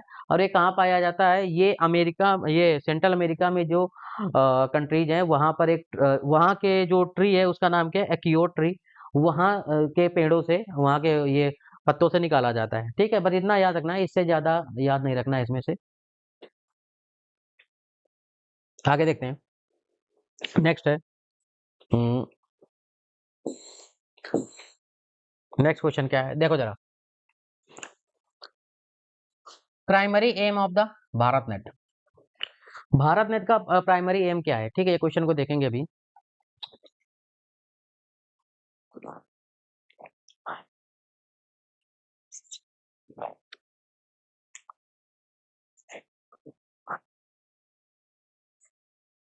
देखो, सिंपल सी बात है, चलो ये क्वेश्चन देखते हैं। भारत नेट सरकार की जो स्कीम थी उसका प्राइमरी एम क्या है, ठीक है, देखो ये क्या है, टू प्रोवाइड फ्री स्मार्टफोन। देखो स्मार्टफोन प्रोवाइड करना रूरल, ये मतलब अजीब सी बात हो गई है। मतलब सरकार सबको स्मार्टफोन क्यों, यार कितना खर्चा लग जाएगा, ठीक है, क्यों स्मार्टफोन सबको देगी, ये तो बिल्कुल ही बेतुका आंसर है। देखो, to establish satellite based communication only, देखो ओनली जहां होता है वो तो वैसे ही गलत होता है, ठीक है, तो मिटियोर्स में वो भी, ये तो गलत हो गया। देखो, to establish satellite based communication only in meteors, meteors में मतलब ये कम्युनिकेशन सैटेलाइट स्टैब्लिश करेगी, अरे ये कितनी बेतुकी सी बात है, ठीक है। टू ले railway line in rural area में रेलवे लाइन बिछाएगी, नहीं। अब भारत नेट है तो इसमें रेलवे लाइन क्यों बिछाएगी रूरल एरियाज में, अगर रेलवे लाइन बिछाना होता तो कुछ रेलवे से रिलेटेड न्यूज होती, नेट क्यों होता उसमें से। तो यही है, देखो next, to provide broadband connectivity to all gram panchayat, gram panchayat को ब्रॉडबैंड कनेक्टिविटी इंटरनेट से जोड़ देना, ठीक है, ये मतलब स्कीम है, ये याद रखना, ये क्वेश्चन आ सकता है, ठीक है। अब यहाँ पर देखो, ये आंसर में लिखा हुआ है, सिंपल सी बात है, यहाँ पर देखो, ये देखो, ये जो भारत नेट नेट प्रोजेक्ट है सरकार का, ये वही है, सारे ग्राम पंचायत में ब्रॉड नेट इंटरनेट पहुंचाना है, ये 2011 में शुरू किया गया था, सिंपल सी बात है, याद रखोगे, और इसमें ज्यादा काम की चीजें है नहीं, ठीक है। देखो नेक्स्ट एक और है, देखो नेक्स्ट है तुम्हारा ये इंडिजीनस, ठीक है, कवच सिस्टम, कवच सिस्टम क्यों लगाया गया है, देखो, the indigenous Kavach system has been developed by which organisation, मतलब किस ऑर्गेनाइजेशन ने ये इंडिजीनस कवच सिस्टम लगाया है। तो पहले तो यहाँ पर इसका ऑप्शन क्या है, आरडीएसओ। इसमें देखो कुछ इस पे ये फैक्चुअल है, अगर आपको पता है तो पता है, ठीक है, कि मतलब इसमें इसमें कोई बहुत ज्यादा गेस नहीं कर सकते, ये तो बस पता है तो पता है, तो ये सिर्फ याद करने वाली चीज हो गई, ठीक है। आरडीएसओ ने research design and standard organisation ने बनाया है, ठीक है, ये इसका नहीं है, इसका नहीं है, इसका, ठीक है। देखो पिछले क्वेश्चन में तुम लॉजिक लगा सकते थे, अब इसमें लॉजिक बहुत ज्यादा नहीं लगा सकते, ठीक है।